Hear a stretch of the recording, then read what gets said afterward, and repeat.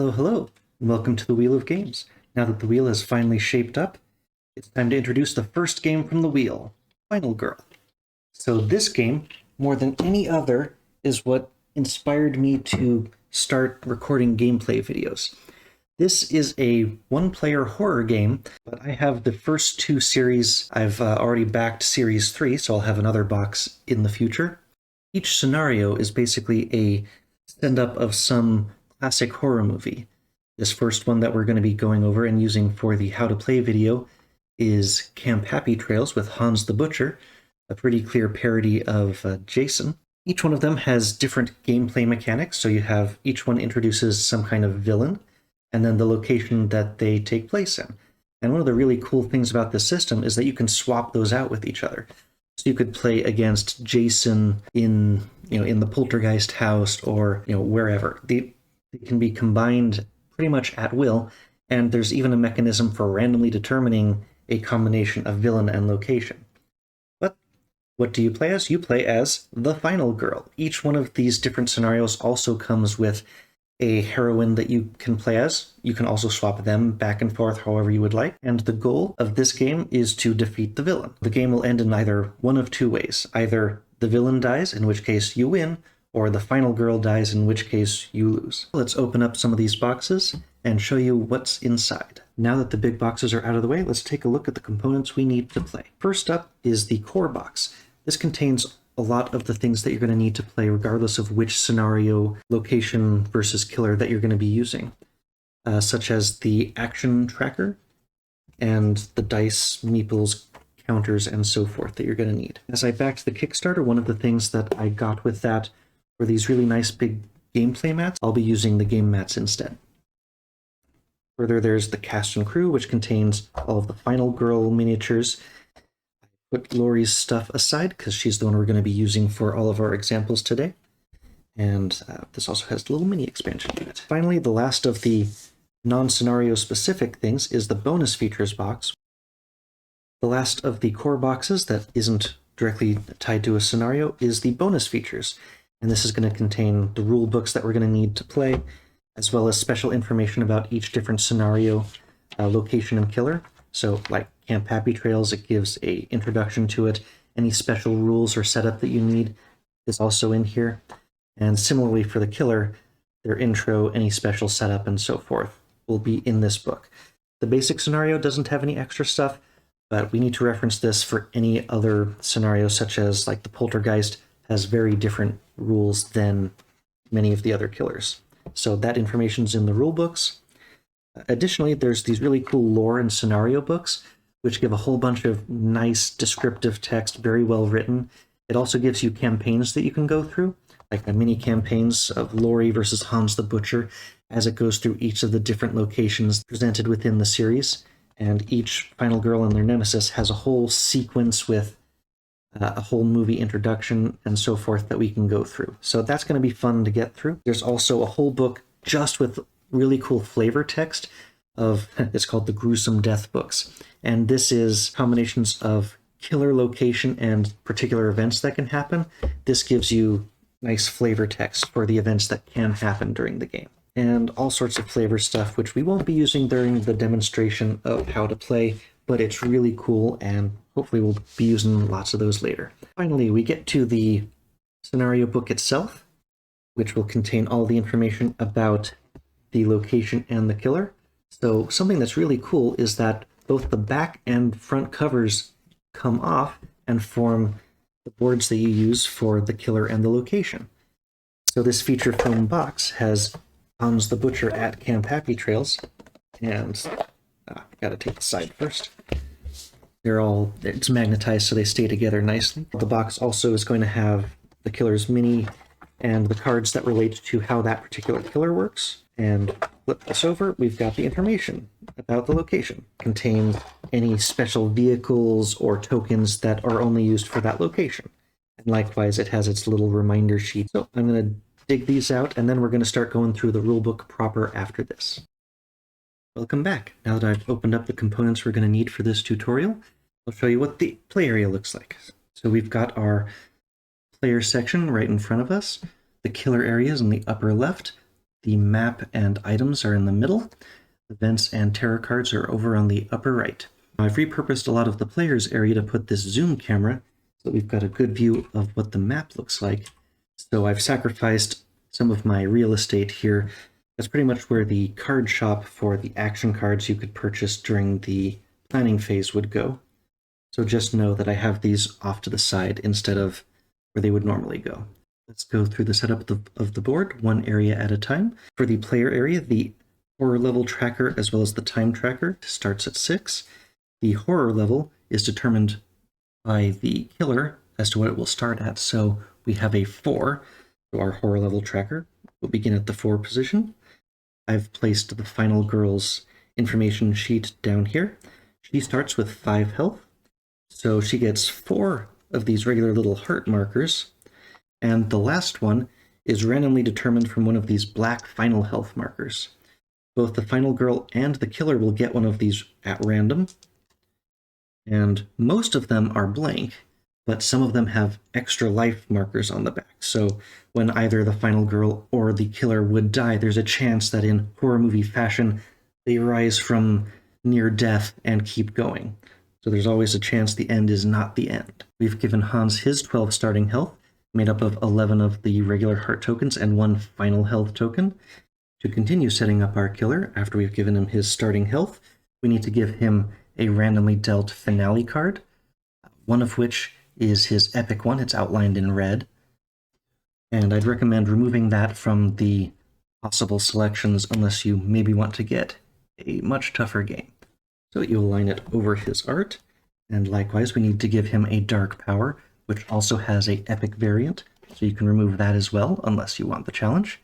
Randomly choose a card, and they align nicely right over his little portrait there. Also, the Bloodlust tracker starts at the very bottom. He will power up through the course of the game as victims die. Each one might introduce events like increasing the horror level, or increase his movement speed or attack damage whenever he makes an attack. Then the next setup we need to do is for the map itself. So we take our shuffled item deck, and we deal 4 cards face down to each of the 3 locations. I think most maps have 3 item decks, maybe not all of them. So 4 cards onto each location. There are plenty of cards that won't be used in any particular game. And we flip the top card for each one of these face up. So at the start of the game, you will know at least one thing that could be found by searching at each of the 3 orange searchable locations. After we've got our items, we take one of the setup cards. Each location has a number of potential setups, sort of a scenario that explains why the victims are arranged the way they are. Our setup is going to be the treasure hunt. So the symbol over on the left is the final girl symbol, and the K is for the killer. So they're going to start on those opposite locations. And then we take our yellow regular meeple and we put them wherever it says those numbers on the map. So we've got 2 in each of the named locations, and we've got 1 at the fire pit, 1 just outside the fire pit, and we've got 1 lonely person out at Makeout Point, and the last one is near the utility shed. Okay, so this is our starting map configuration. It will always tell us how to start the initial bits, and it is important to keep this handy. I have seen event cards or terror events that reference the final girl's starting location, so just make sure to keep that handy nearby. Next, we need to make our terror deck. So we take the cards from the killer's terror deck and the cards from the location's terror deck. Each one will have a special symbol in the bottom corner that can help you separate them out again after the game. So we shuffle them up together. Just pretend I've done a nice shuffle here. And then we deal 10 of them face down to form our terror deck for this game. So we have plenty more cards than the ones we used, so that indicates a lot of replayability in terms of events. You might encounter an entirely different series of events than the last game you played. Notably, with the terror deck having 10 cards in it, We resolve one each round, and when you run out of the terror cards, you flip over the killer's finale card, and they start doing something more than just whatever their standard killer action would be. You draw and resolve one event from the event deck. So let's see just one example of what we could have gotten. So the girlfriend card. She's cute, funny, and the biggest badass I've ever known. The victim closest to you is now your girlfriend. She will follow you into the killer's space. Normally, victims will not follow you into the killer's space when you're moving. While she is in your space, roll one extra die for each horror roll. But if the girlfriend dies while in your space, increase the horror level by 5. And if the girlfriend leaves play, discard this card. So this is an example of an event that would introduce one of the special meeples. So in this case, the closest victim to us, we would replace the yellow one with that white meeple, and now that is a named special character. So we would keep that event face up for reference over by the event deck. Your starting hand is made up of all of the zero-cost cards from the action card deck. I think the next thing we should do is go over what makes up a round or a turn in Final Girl. It's made up of 5 phases, 2 of which are you doing something, and 2 of which are the killer and the terror deck responding to your actions. The first section is the action phase, where you play your action cards, things like walk, attack, focus, distraction.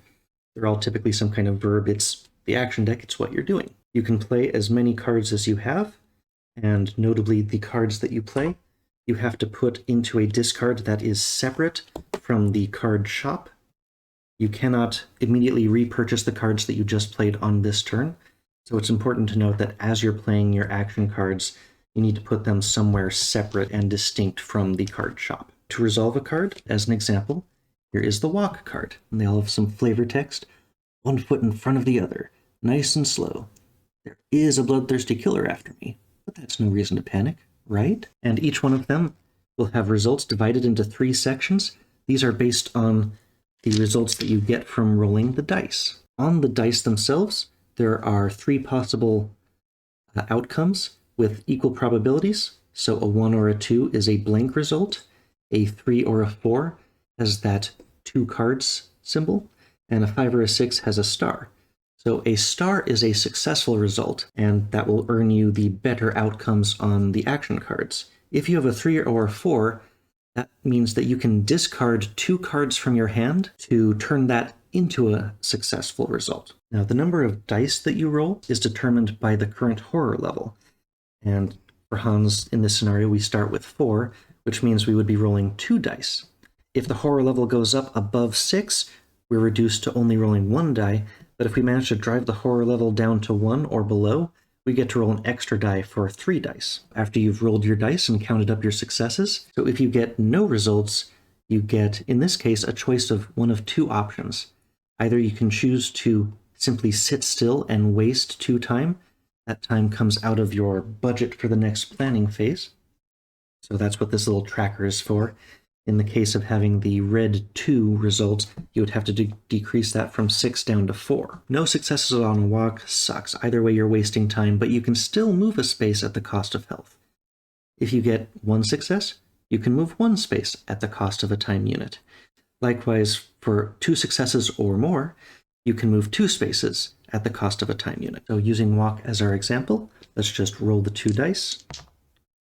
I got, let's see, a star and the 2 card symbol. I could discard 2 other cards from my hand into whatever that location was where we're putting them, that's separate from the card shop. And that would give us the 2-star result to move up to 2 spaces, spending 1 time unit. Let's go through the remainder of the 0-cost cards now. And we'll go through what all the action cards do. I'll try to keep it brief. Thankfully, after you've seen a few of them, the symbols start to make sense, and there is a wonderful reference for all of the symbols on the back of the manual, so definitely keep that handy while you're playing. You get 2 0-cost walk cards at the start. You get a focus card, which is a way to reduce the horror level. So no results, you've just wasted 2 time. If you get a success, the mask with the strike through it means you reduce the horror level, but you spent some time to do it. And if you get the double success, then not only did you reduce the horror level, but you managed to do something really efficient and you've bought yourself more time for your next planning phase. And you also get another one of those focus cards. The other two zero-cost cards are a short rest for recovering health. If you get 1 success, recover 1 health. Double successes means you restore 2 health and it didn't cost you any extra time. But this particular one has a really bad result if you fail.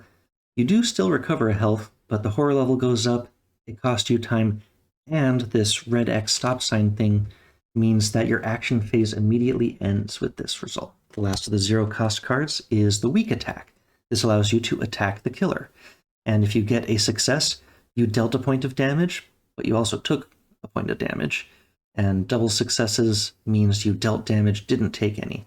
But if your attack fails, then you took damage, and it also immediately ends your action phase. So now that we've seen each of the zero-cost cards, let's go back to our turn example, where we played the walk card and discarded 2 cards. Our budget for the planning phase went down from 6 to 4, and we still have the other 3 cards in our hand. The last thing to know about the action phase, at any time you can discard cards from your hand to increase your budget by 1 for each card. No matter how much the card costs, you can get 1 back for discarding them. So let's just discard a focus card, and that moves our budget up to 5, and we held on to the last 2 of the zero-cost cards.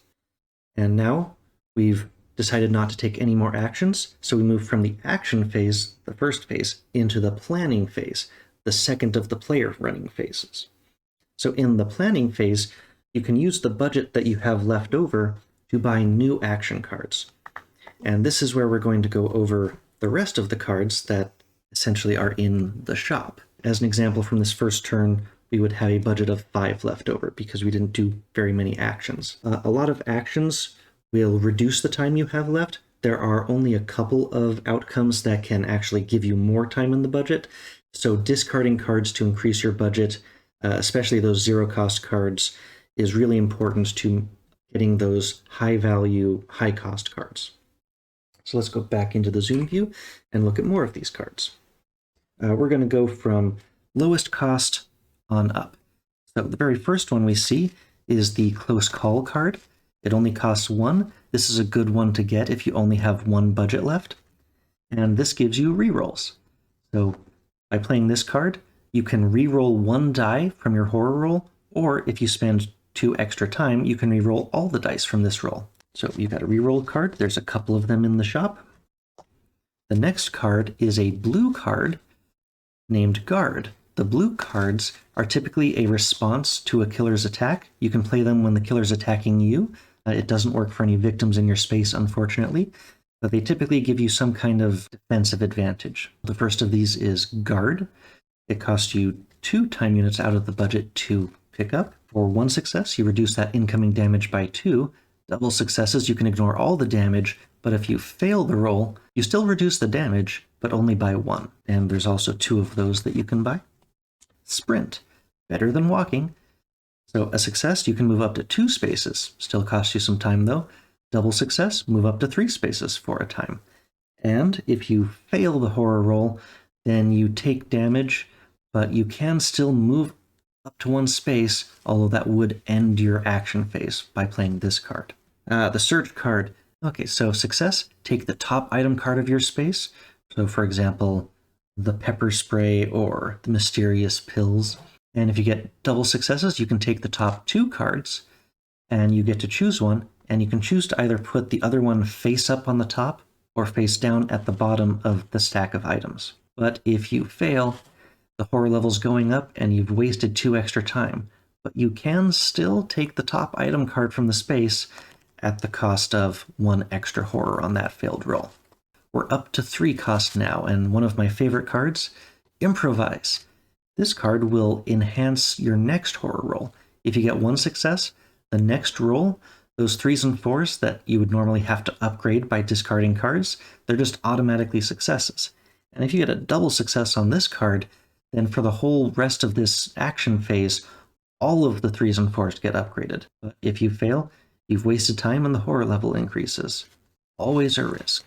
And Distraction. This one costs 3 time units to buy, and this one is great for reducing the horror level. If you get a success, not only did you reduce the horror level, but you also bought yourself more time.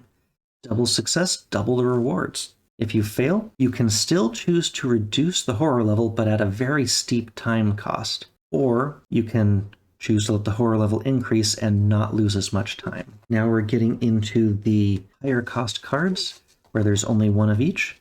So we've got Retaliate. This one costs 4 time units to get, but this one will actually deal damage back when the killer's attacking you. It's another blue card. If you get a success, reduce the damage from the attack by 2 and Retaliate, deal a damage back to the attacker. If you get a double success, you ignore all the damage and deal 2 damage back. This is a great card to save your bacon, but if there's no successes, if you fail the roll, there's no bad effects from this card. It's bad enough that you spent 4 budget on this and it didn't do anything. Then we've got Furious Strike, a strong attack against the killer. A success, deal damage, reduce the horror level, but end your action phase. Double success, more damage and it doesn't stop your turn, but no successes, failed horror roll, you take a damage and the horror level goes up and the action phase ends. Here's a new symbol when everything was starting to look familiar, the Planning card. For a cost of 4, you can roll additional dice on your next horror roll. So for 1 success, you get 2 dice for the next roll. Double success, you get 3 dice for the next roll. Huge for that critical moment. Only affects the next horror roll. And with double successes, it doesn't even cost you more time. But if you fail the horror roll, you still get 1 more die for that next roll, but the horror level goes up and it costs you some extra time from your next phase. Long Rest. This one is how you recover a lot of health. 1 success, 3 health back at a cost of 2. Double success, 4 health, and it only costs you 1 time. But if you fail that horror roll, you're going to still recover some health, but the horror level goes up, and waste of time, and it ends your action phase. The final card from the regular cards is the Critical Blow. This is the 6 cost card, and it will deal a bunch of damage to that killer, reduce the horror level, and potentially end the action phase. If you get a great success on this, it's going to do a bunch of damage and reduce that horror level. But if you fail, well, you're going to still deal 2 damage, but you're going to take 2 damage yourself and the horror level goes up.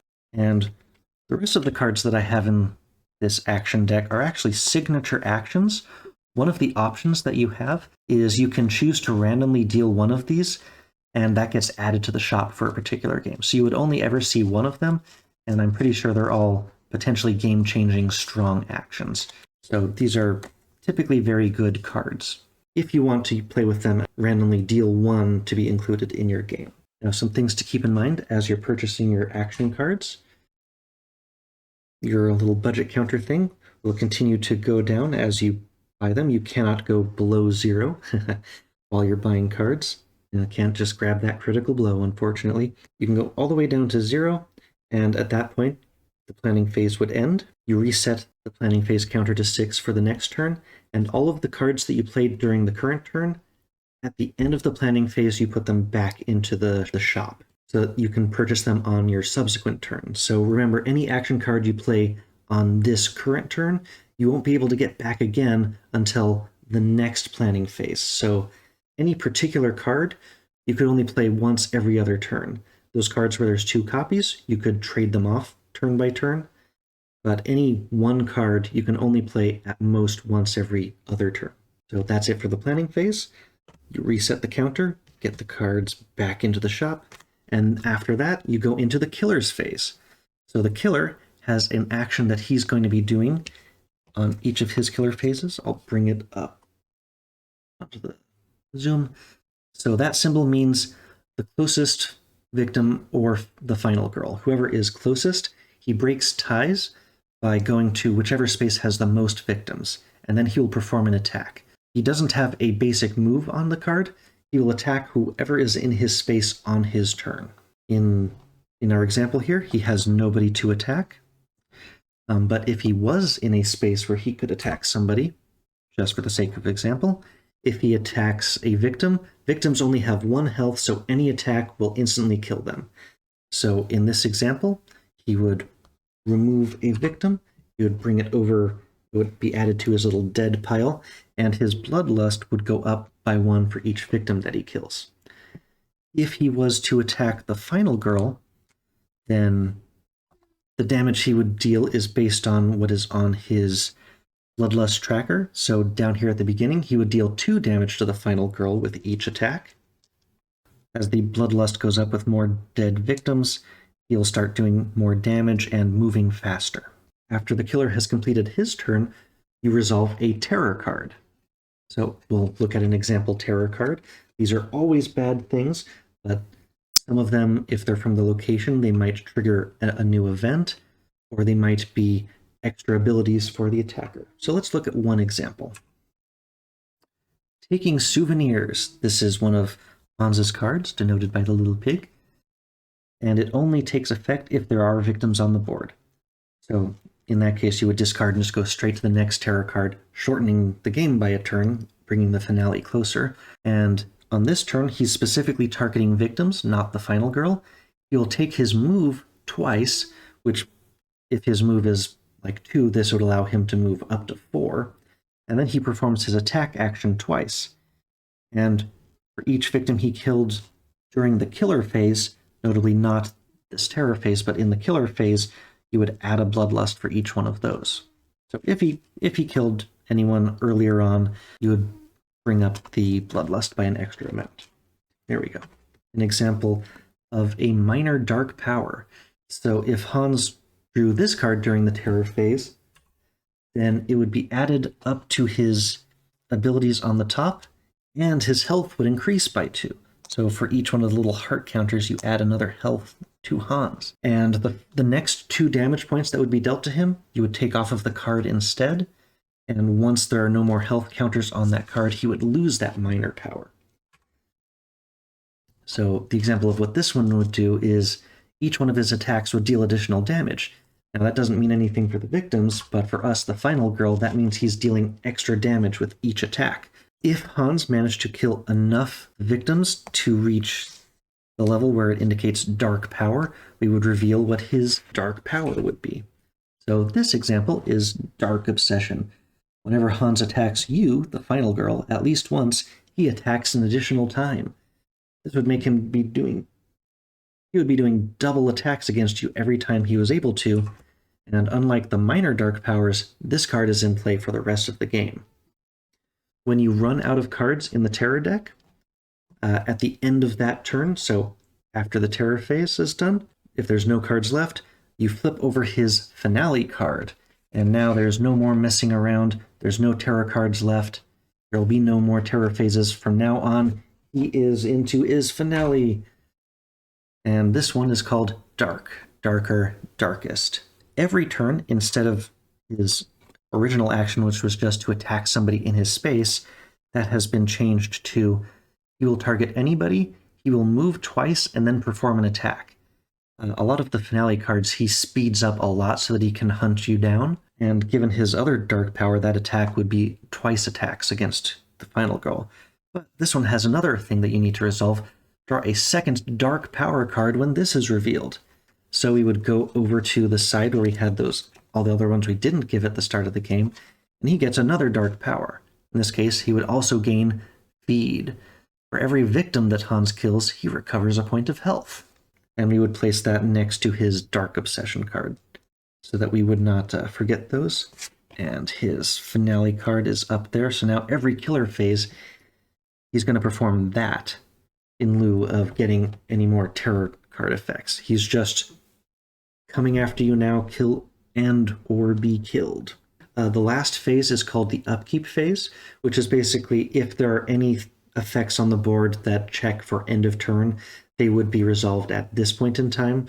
This is also technically when you would check to see if the terror deck is empty or if there's any ongoing effects. If you have picked up some cards, some item cards, some of these have hand symbols on them, like this pepper spray as a hand. So in your player area, you can have 2 single hand cards equipped or 1 double hand card equipped. If the card requires a hand and you don't have it equipped, you have it instead in your backpack, you can't use that card. Typically you would have things equipped unless you have something else taking up those slots. So you can only move things around between your hands and the backpack, either when you have picked up a new item or during the upkeep phase. is the only other time you can freely rearrange the cards. Not all cards are going to have that hand requirement. For example, the Lucky Rabbit's Foot. I'll show both of these cards real quick. The Pepper Spray, there's its little hand symbol. The Rabbit's Foot does not require a hand, so you could use this one even if it was in the backpack. It'll typically say how you use it, so that one would be discarded during the action phase to roll the die and get one of those following benefits. You continue back and forth. The player does their action cards. You play your cards, take your actions, increasing or reducing your budget. Then after you finish playing your action cards, it's the planning phase where you can buy new cards from the shop that will allow you to take actions on your next turn. Spend up all that budget because there's no leftovers. Once the planning phase ends, it resets to 6 no matter whether you had anything left over or not. Planning phase ends, killer takes the killer actions, which during the first 10 turns will be something relatively simple. He takes his actions. Then the terror phase, you draw and resolve a terror card, follow the instructions, do all of these steps it says. Once you've done that, you go to the upkeep phase, you resolve any end of turn effects, and that will also give you a chance to shuffle your items around. Now, any other things that I may have skipped over? Yes, these victims. So if Hans kills them, that's how he increases his bloodlust marker. But with your move actions, you can bring them with you and try to lead them towards the exits. So there's these little door symbols on a few of the tiles on the board.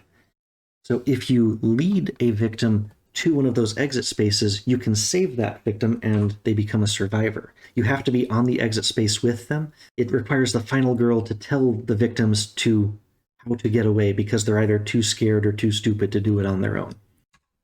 Well, I hope you've enjoyed learning how to play Final Girl with me, and I hope to release some videos on this soon. This is one of the games that's going on to the Wheel of Games, and there's plenty of replayability in this. There's a ton of cards that you're not going to see every game, so after the initial, example game that I play, we're going to start going through the campaigns one by one, and after we finish with those, there's still all sorts of randomization, not to mention I've got Series 2 up there as well, so hope you've enjoyed learning how to play Final Girl, and that we'll play much of it in the future. See you in the videos. Bye-bye.